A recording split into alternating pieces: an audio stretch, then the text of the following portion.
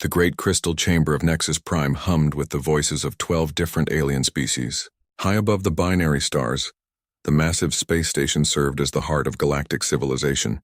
Today, the Galactic Council would make another routine decision about expanding their territory. Councillor Zethkri stood at his speaking platform, his green scales gleaming under the chamber's lights. The reptilian politician had spent months preparing for this moment. Behind him, a holographic display showed a small blue planet orbiting a yellow star. Honored council members, Zethkri began, his voice carrying across the chamber. I present to you Earth, the third planet of the Sol system. Our scouts have watched this world for many cycles. The creatures there call themselves humans. High Arbiter Nemdal floated above the center of the chamber, his energy form pulsing with ancient wisdom.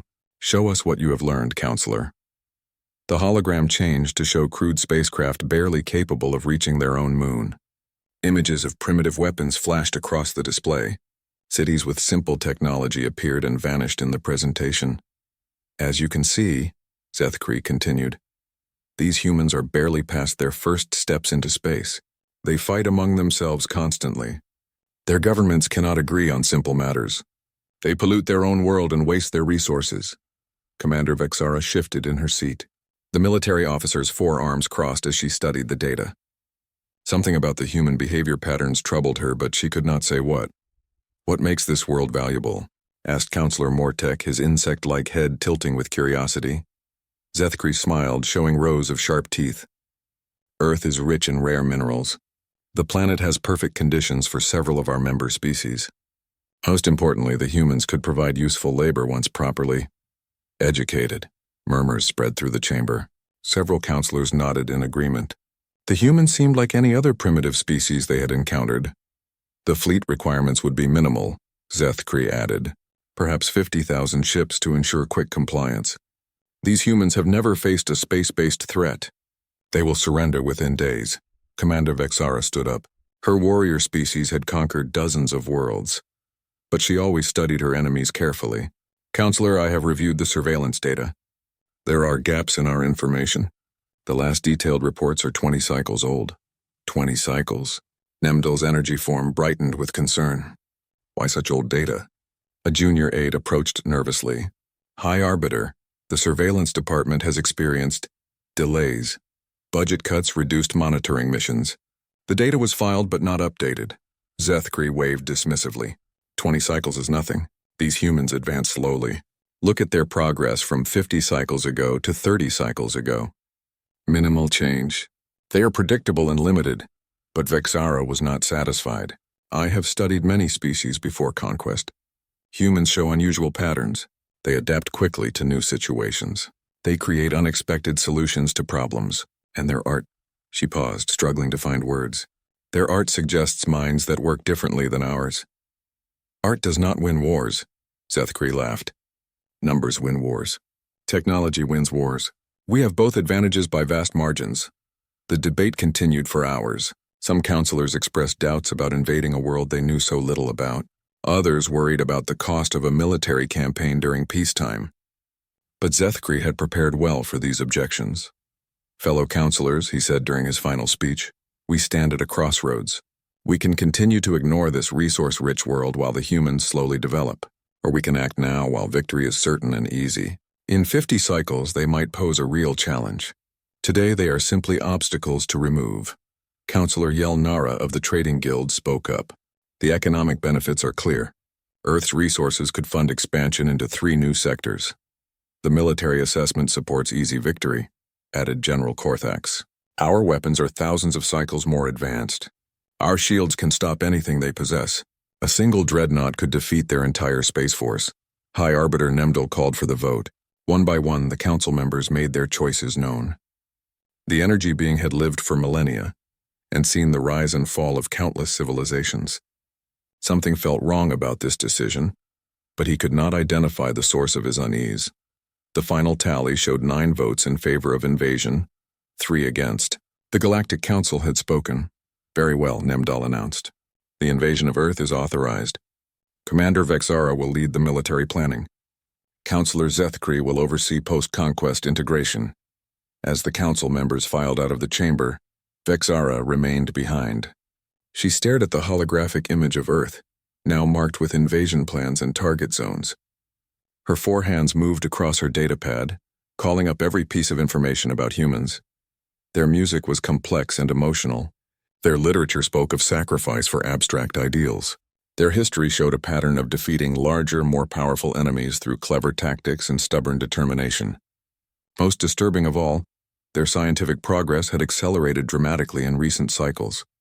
"Computer," she said to the chamber's AI system, "show me human population centers again." The hologram displayed Earth's major cities. Vexara noticed something the other counselors had missed. Many of the largest human settlements were located in positions that made no economic sense unless they were designed for defense. "Show me human industrial capabilities." The data revealed something else odd. Humans had built far more manufacturing capacity than their current technology required. Their power generation exceeded their known needs by significant margins. Their educational systems produced specialists in fields they supposedly had not yet discovered. "Computer, analyze human communication patterns in the last 5 cycles." "Insufficient data for analysis," the AI replied. "Human communications have become increasingly difficult to intercept and decode." Vexara's blood ran cold. A species that had learned to hide their communications was a species preparing for something. She activated her personal communicator. "Military command, this is Commander Vexara. I want full tactical analysis of every piece of human data we possess, and I want it completed before the fleet launches." But even as she gave the orders, Vexara suspected it was too late. The Galactic Council had made their decision based on old information and cultural prejudice. They saw humans as primitive because human technology appeared simple. They ignored the possibility that humans might be hiding their true capabilities. In the depths of space, the great war fleets began to assemble. 50,000 ships prepared to travel to a small blue world whose inhabitants had just been sentenced to conquest or destruction. None of the council members knew that for the past 20 cycles, human deep space monitoring stations had been tracking every ship that entered their region of space. None of them realized that their secret surveillance missions had been detected, studied, and countered. Most importantly, none of them understood that humanity had spent those 20 cycles preparing for exactly this scenario. The vote was cast. The die was thrown, and in the far reaches of the Sol system, automated defense platforms began powering up for the first time since their construction. The Galactic Council believed they had chosen an easy target. They were about to discover just how wrong they could be. Deep beneath the Rocky Mountains, Dr. Sarah Chen stared at the massive display screen showing the outer solar system. Red dots moved steadily toward Earth, each one representing an alien warship. She had been waiting for this moment for 15 years. "How many ships?" she asked without turning around. Lieutenant Torres checked his readings again. "Final count is 47,812 vessels, ma'am. They'll reach the outer system in approximately 6 months." Sarah nodded calmly. Around her, the command center of the Unified Defense Initiative buzzed with controlled activity. Officers from every nation on Earth worked side by side, their old political differences forgotten in the face of alien invasion. "Send the activation signal," Sarah ordered. "All stations, all platforms, all sleeping assets. It's time to wake up." Across the solar system, things that had pretended to be asteroids began to move.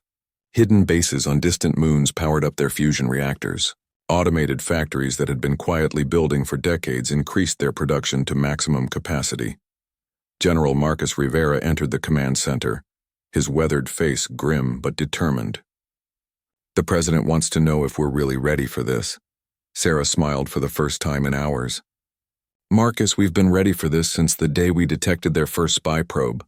Tell the president that humanity is about to show these aliens what happens when you underestimate Earth." The general looked at the tactical display. "Remind me how we knew this was coming."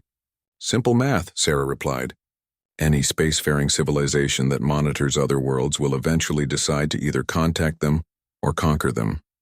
Since they've been watching us for decades without making contact, their intentions were obvious." She gestured to a smaller screen showing historical data. "We've been tracking their surveillance missions since 2035. Every time they sent a probe, we learned a little more about their technology. Every time they scanned our defenses, we showed them exactly what we wanted them to see." And what did we want them to see? Primitive weapons, simple spacecraft, divided governments fighting over resources. All technically true, but missing the important parts. The important parts were impressive. While the aliens watched Earth's surface, humanity had been building a secret infrastructure throughout the solar system. Automated mining operations stripped resources from asteroids. Hidden shipyards constructed vessels using designs that borrowed from captured alien technology. Most importantly, Earth's apparent technological stagnation had been carefully planned. While humans still used crude rockets for public space missions, their real spacecraft used quantum drive systems reverse-engineered from alien wreckage. The crashed probe from 2029 had given them their first breakthrough. The damaged scout ship from 2037 had provided even better insights. Captain Elena Vasquez arrived from the launch bays, her flight suit still dripping with coolant. The Defiance is ready for deployment. All experimental systems are online. Sarah looked at the young pilot with pride. Elena would command humanity's most advanced warship, built with technologies the aliens had never encountered. How does she handle? Like a dream, ma'am. The quantum drives are smoother than anything we've ever built, and the new AI integration is incredible. As if summoned by her words, a holographic figure appeared beside them. The AI called itself Atlas, and it represented humanity's greatest secret weapon. While aliens had spent centuries building faster ships and stronger weapons, humans had focused on creating truly intelligent artificial minds. Dr. Chen, Atlas said in its pleasant baritone voice, I have completed analysis of the alien fleet composition. They are using standard formation tactics dating back approximately 2,000 years. Their technology appears to have stagnated. Stagnated how? General Rivera asked. They have focused on incremental improvements to existing designs rather than revolutionary changes. Their ships are larger and more powerful than previous generations, but they operate on the same basic principles. They have not innovated, Sarah nodded. This matched everything they had learned about the Galactic Council. Ancient civilizations that had grown comfortable with their dominance. They conquered primitive worlds using overwhelming force rather than clever strategy. What they don't understand, Sarah explained to the assembled officers, is that humans innovate out of necessity. We've spent our entire history fighting against superior forces and finding ways to win anyway. The main display updated to show Earth's hidden defenses. Orbital platforms disguised as space debris. Asteroid bases that looked like natural rock formations. Ships hidden in the shadows of gas giant moons. Most impressively, a network of generation ships that had left Earth decades ago were now returning with technologies developed during their long journey. Ma'am, Lieutenant Torres called out, we're receiving confirmation signals from all hidden assets. Ghost Fleet 7 reports full readiness. Titan Base confirms operational status. The Luna construction yards have completed the final squadron. Sarah walked to the main communications console. Open a channel to all defense stations. Her voice carried across space to millions of humans waiting in hidden bases and camouflaged ships. Attention all stations. For 30 years we have prepared for this day. We have watched the stars and made ourselves ready. Today alien forces approach our home believing we are weak and divided. They are about to learn that humanity's greatest strength has always been our ability to surprise our enemies. She paused, looking around the command center at faces representing every nation and culture on Earth. We did not choose this fight, but we will finish it. We will show the galaxy that Earth is not a prize to be claimed. We are a people to be respected. The alien fleet continued its steady approach, unaware that their every move was being tracked by sensors they could not detect. Their communications were being intercepted and decoded by quantum computers, operating beyond their understanding. Their tactical plans were being analyzed by artificial minds that could think faster than any biological brain. Commander Vexara had been right to worry about human unpredictability. But even she could not have imagined just how thoroughly humans had prepared for this moment. In the asteroid belt, the mining station Series 7 reconfigured itself from industrial platform to military fortress. Its massive railguns had been disguised as ore processing equipment for 15 years. Now they emerged from hidden compartments, ready to hurl projectiles at significant fractions of light speed. Near Jupiter, the research station Europa Base opened concealed hangar bays. Squadrons of fighter craft emerged, their designs incorporating captured alien technology with human innovation. These ships were smaller and faster than anything in the alien fleet. built for hit-and-run tactics rather than straight combat. Most shocking of all, the generation ship New Horizon transmitted its location from beyond Pluto's orbit. The massive vessel had left Earth 40 years ago on a supposed one-way mission to Alpha Centauri. Instead, it had spent decades in deep space developing weapons and defenses using resources from interstellar space. Dr. Chen, Atlas reported, "All systems show green. Humanity is ready." Sarah took a deep breath. In 6 months, the largest space battle in human history would begin. But unlike every previous war in Earth's past, this time humanity held the element of surprise. The aliens expected to find a primitive world defended by simple weapons. Instead, they would face an enemy that had been preparing for their arrival for decades. An enemy that had learned their weaknesses and developed specific countermeasures. An enemy that understood the most important military principle of all. The battle is won before the first shot is fired. "All stations," Sarah announced, "maintain stealth protocols. Let them come close. Let them think they have the advantage, and then we show them what humans do best." In the depths of space, the alien fleet continued its approach, confident in their overwhelming superiority. Behind them, hidden human ships began to move into position for the largest military surprise in galactic history. Commander Vexara stood on the bridge of her flagship, watching the blue world grow larger on the main screen. Around her ship, the largest invasion fleet in galactic history moved through space in perfect formation, 47,000 vessels representing the combined might of the Galactic Council. "Long-range sensors detect no defensive installations," reported her tactical officer. "The humans appear to have made no preparations for our arrival." Vexara frowned at her displays. Something still felt wrong about this entire operation. Her scouts had detected several small human ships in the outer system, but they had fled at the first sign of the alien fleet. That seemed cowardly rather than strategic. "Commander," her communications officer called out, "we are receiving a transmission from the human homeworld." "Put it on screen." The display showed a middle-aged human woman in a simple military uniform. Behind her, other humans worked at primitive-looking control stations. The woman spoke in perfect galactic standard, which surprised Vexara. "I am Dr. Sarah Chen, Director of Earth's Unified Defense Initiative. To the commander of the approaching fleet, you are entering sovereign human space without permission. Please state your intentions." Vexara stepped forward. "I am Commander Vexara of the Galactic Council Fleet. We are here to integrate your world into galactic civilization. Surrender now and your people will be treated with mercy." The human woman smiled, which confused the alien commander. "Commander Vexara, thank you for the introduction. We have been expecting you." "Expecting us?" "Of course. We've been tracking your ship since they left Council space. We know exactly how many vessels you have, their weapons capabilities, and their tactical formations. We also know that your information about Earth is 20 years out of date." Vexara felt ice forming in her blood. "Impossible. Our stealth technology is perfect." "Your stealth technology is adequate against civilizations using standard sensor arrays," Sarah replied calmly. "We stopped using standard sensors 15 years ago. Commander, I'm going to give you one chance to withdraw your fleet and return to Council space. This is your only warning." The transmission ended.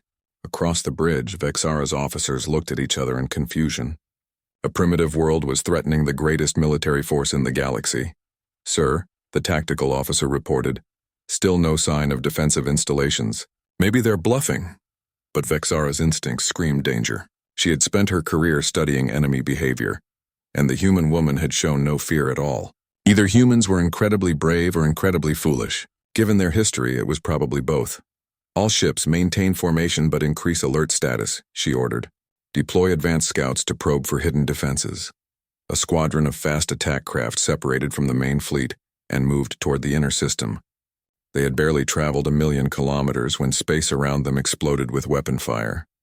Ships that had appeared to be asteroids suddenly revealed themselves as heavily armed fortresses. Platforms hidden in the shadows of planets opened fire with weapons that moved faster than anything in the alien database. Most shocking of all, the debris scattered throughout the system began to move with obvious intelligence. "What are those?" Vexara demanded, watching thousands of small objects accelerate toward her scouts. "Unknown design," her sensor officer replied, voice tight with panic. "They appear to be autonomous weapons platforms. They're moving faster than our fighters and using some kind of directed energy weapons we can't identify. The first alien scouts died in seconds. Their shields, designed to stop conventional weapons, offered no protection against focused quantum beams that tore through matter at the molecular level. Their armor, strong enough to withstand nuclear explosions, melted like plastic under concentrated plasma fire. Sir, the scouts are gone. All 12 ships destroyed. Vexara stared at the tactical display in disbelief. 12 of the Council's finest ships had been eliminated by weapons that shouldn't exist. Begin full attack formation. Deploy all fighters. Prepare orbital bombardment systems. But as the alien fleet moved deeper into the system, they discovered that the humans had more surprises waiting. Ships emerged from the asteroid belt, their designs unlike anything in the galactic database. These vessels were smaller than alien dreadnoughts but moved with impossible speed and agility.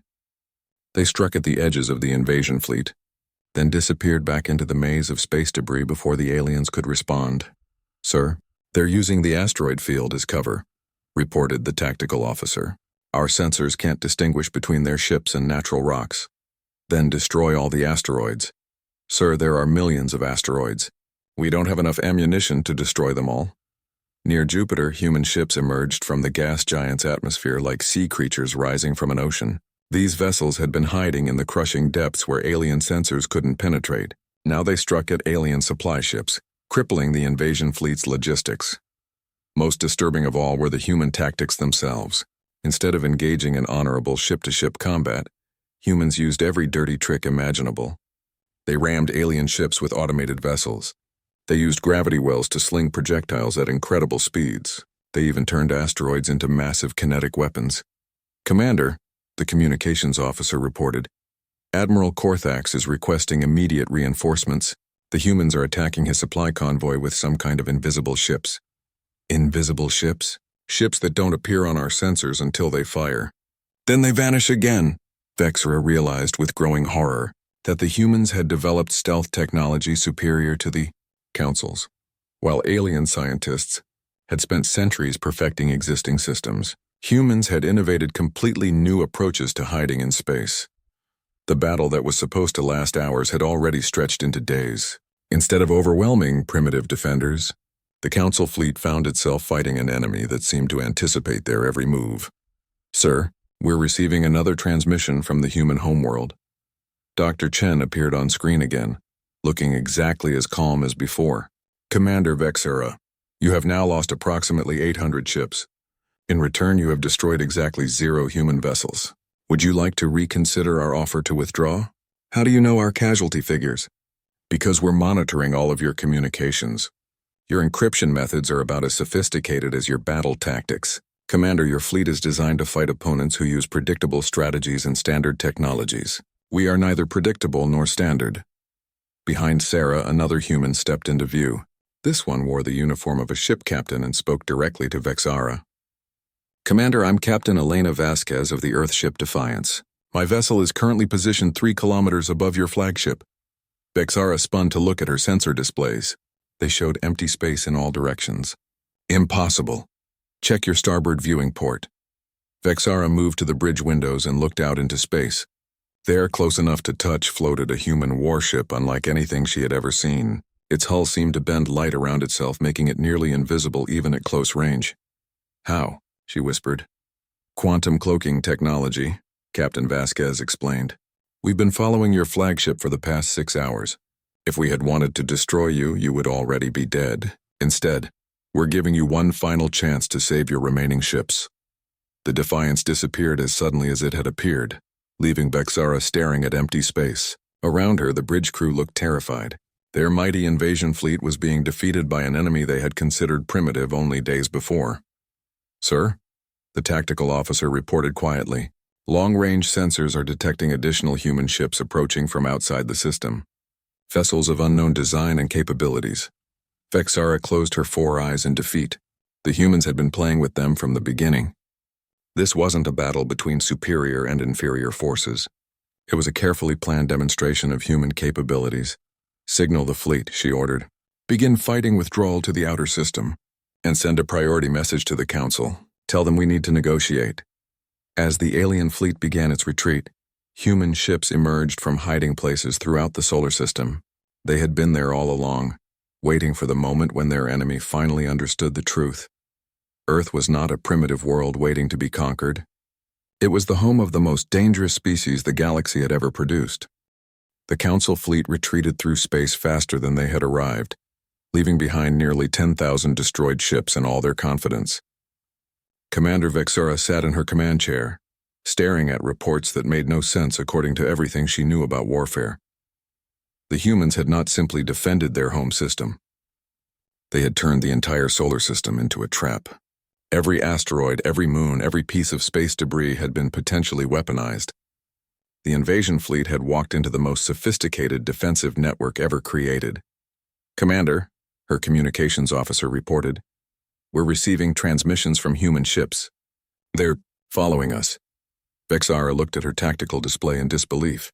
Behind the retreating Council fleet, human vessels maintained a careful distance shadowing their movements. The hunters had become the hunted. "How many ships are pursuing us?" "Approximately 5,000 vessels, sir. But their designs don't match anything we encountered in the solar system. These appear to be deep space combat ships." On the main screen, one of the human ships came into clear view. It was sleek and dark, built for speed and stealth rather than raw firepower. Along its hull, strange markings glowed with soft blue light. "Sir, we're receiving a transmission from the lead human vessel." Captain Elena Vasquez appeared on screen, her expression serious but not threatening. "Commander Vexara, I am requesting permission to come aboard your flagship under a flag of truce. We have matters to discuss." Every instinct told Vexara to refuse. Allowing an enemy aboard her ship violated every military protocol. But the humans had already demonstrated they could destroy her fleet whenever they chose. If they wanted her dead, she would already be dead. Permission granted. "You may dock in Bay 7. An hour later, Vexara met the human captain in her ship's conference room. Up close, the alien commander was surprised by how young Elena appeared. Most species required centuries to reach command rank in their militaries.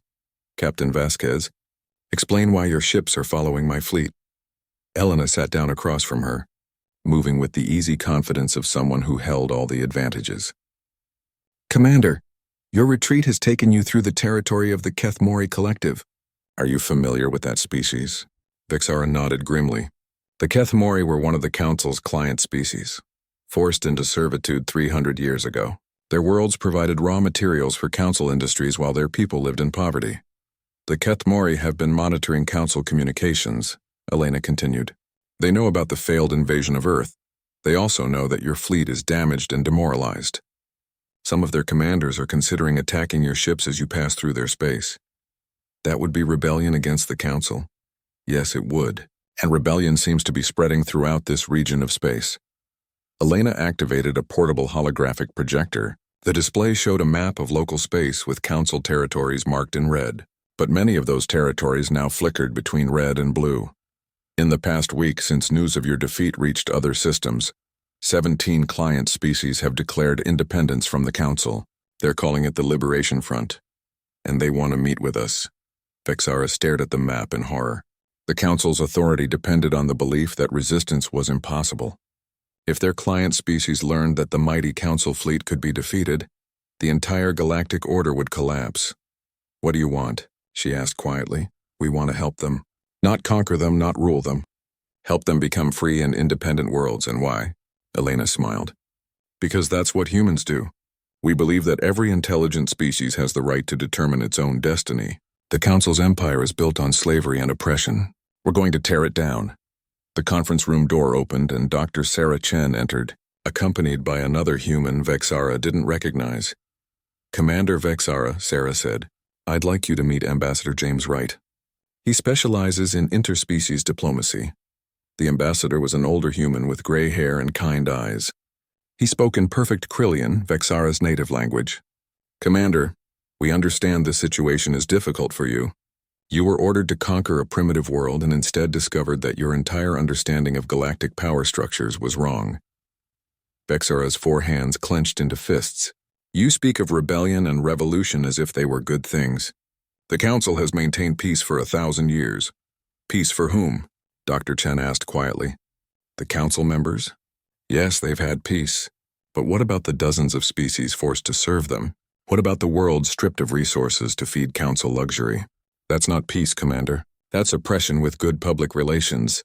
Elena activated her projector again. This time it showed images from various council client worlds.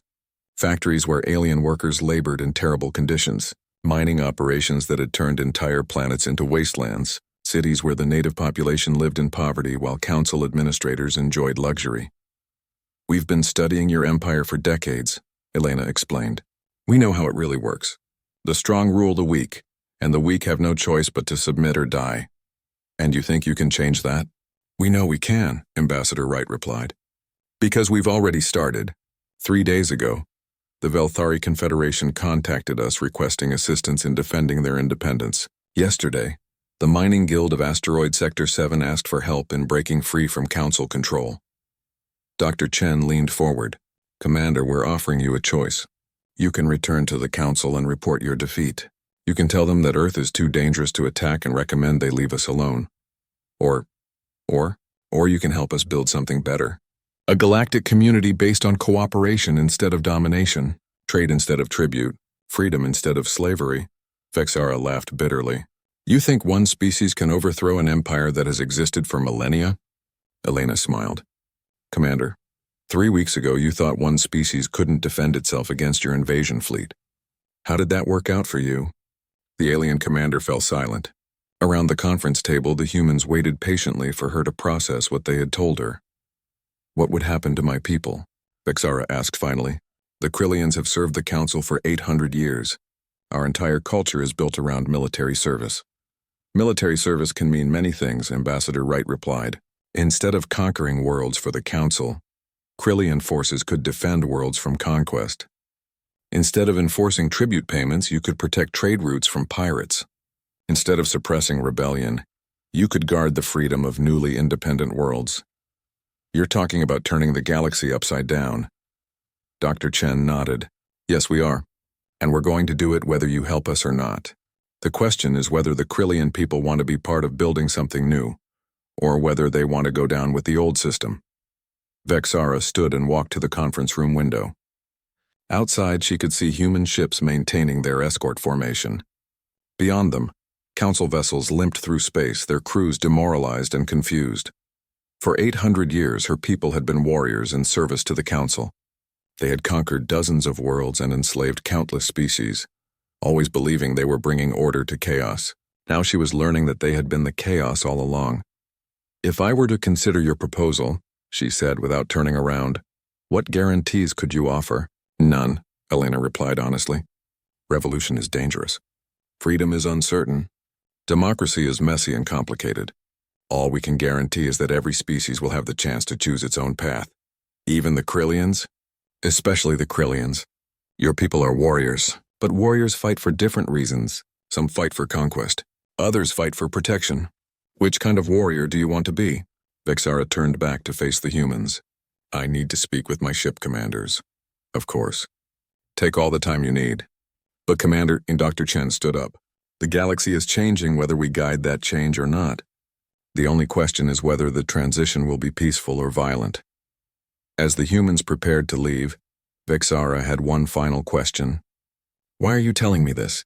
Why not simply destroy my fleet and move on? Elena paused at the door. Because we believe that former enemies can become allies. Because we think the Krillian people deserve better than serving an empire that treats them as expendable tools. And because the galaxy is big enough for all of us to find our own paths to the future.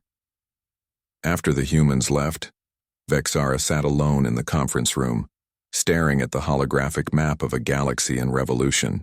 Everything she had believed about power and order was crumbling around her.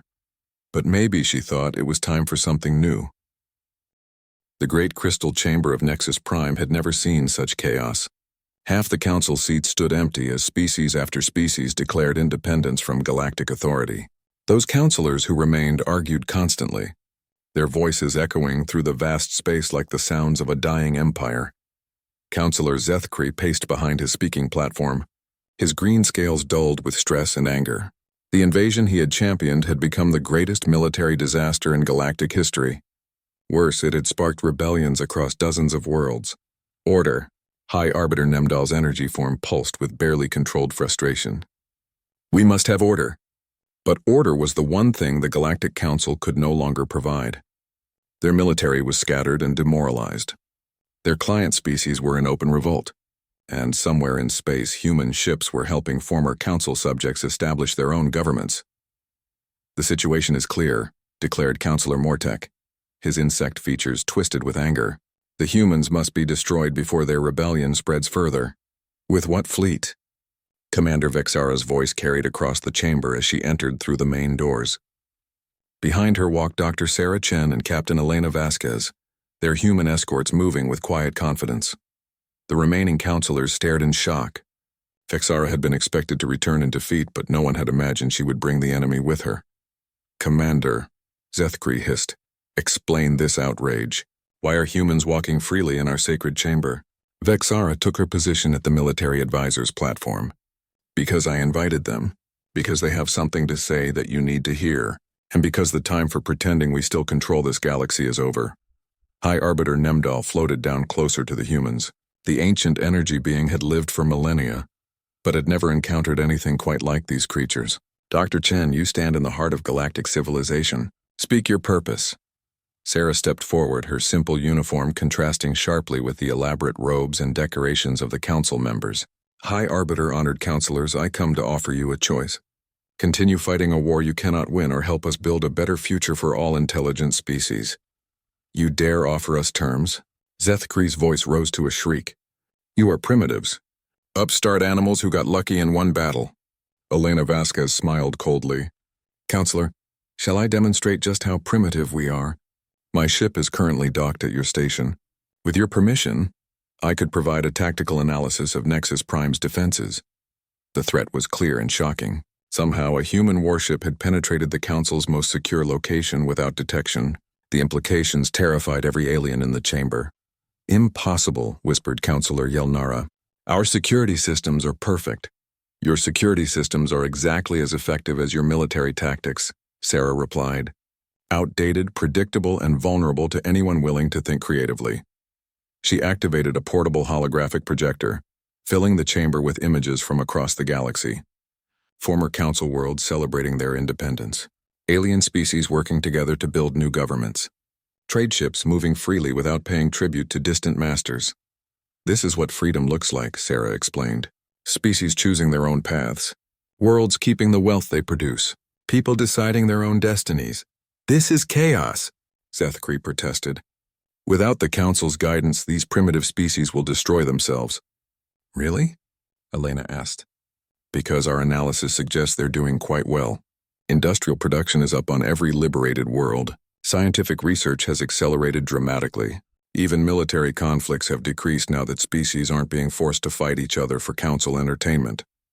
High Arbiter Nemdal's energy form dimmed with deep thought. You speak of freedom as if it were easily maintained. How do you prevent the strong from dominating the weak without central authority? Dr. Chen smiled. The same way humans learned to do it on Earth. Through cooperation, mutual defense agreements, and the understanding that everyone benefits when everyone is free to contribute their best efforts. Ambassador Wright stepped forward, his diplomatic experience evident in every gesture. High Arbiter, the humans have a saying, a rising tide lifts all boats. When one species prospers through freedom, all species benefit from increased trade, knowledge sharing, and cultural exchange. Pretty words, Counselor Mortek buzzed angrily. But what happens when disagreements arise? What happens when conflicts develop between species? The same thing that happens when families disagree, Sarah replied. They talk. They negotiate. They find compromise solutions. What they don't do is enslave each other. Zethkri slammed his clawed hand on his platform. Enough of this nonsense. High Arbiter, I demand you authorize the deployment of our planet-killer weapons. If we cannot rule these rebellious worlds, we must destroy them as examples to others.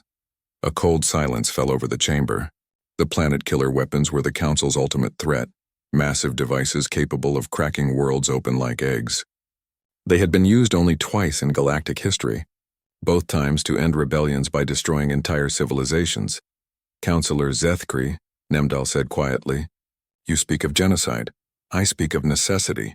These humans have infected the galaxy with their poisonous ideas of freedom and equality.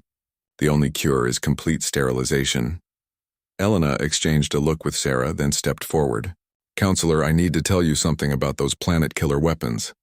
What could you possibly know about our most secret weapons? I know they don't work anymore. The chamber erupted in shocked voices. Zethkri's scales turned bright red with rage. Impossible. Our security is absolute. Your security was absolute, Elena corrected. Past tense. 3 months ago, human technicians gained access to your weapon control systems.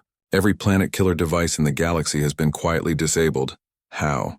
Sarah activated her projector again, showing technical schematics of Council weapon systems, the same way we've been learning about your technology for decades.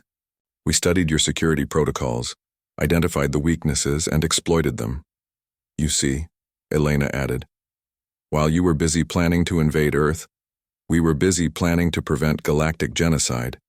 We've also disabled your biological weapons, your stellar manipulation devices, and your fleet command networks. Commander Vexera spoke into the stunned silence. Counselors, the humans are not here to threaten us. They're here to offer us a chance to be part of the solution, instead of part of the problem. What solution? Nemdal asked. Ambassador Wright stepped forward. A galactic federation based on equality rather than domination. A governing body that protects freedom rather than suppressing it. A community where every species has a voice in decisions that affect them. And what role would Council species play in this federation? The High Arbiter inquired. The same role as everyone else, Sarah replied. Equal partners in building a better future. Your knowledge and experience would be valuable contributions to galactic civilization. Your technology and culture would enrich the community. Your people would be free to choose their own paths while contributing to the common good. Zethkri rose from his platform, his whole body shaking with fury. Never! I will never accept equality with inferior species! I will never bow to human arrogance. Then you'll be left behind, Elena said simply. The galaxy is moving forward with or without you, Counselor. The only question is whether you want to be part of the future or a relic of the past. High Arbiter Nemdal floated in the center of the chamber, his energy form pulsing with deep contemplation. For millennia, he had guided galactic civilization according to the principles of hierarchy and control. Now he was being asked to abandon everything he had ever known. Dr. Chen, he said finally, if we were to consider this federation, what guarantees could you offer that it would not simply become another empire with humans as the dominant species? None, Sarah replied honestly. We can't guarantee the future any more than you can.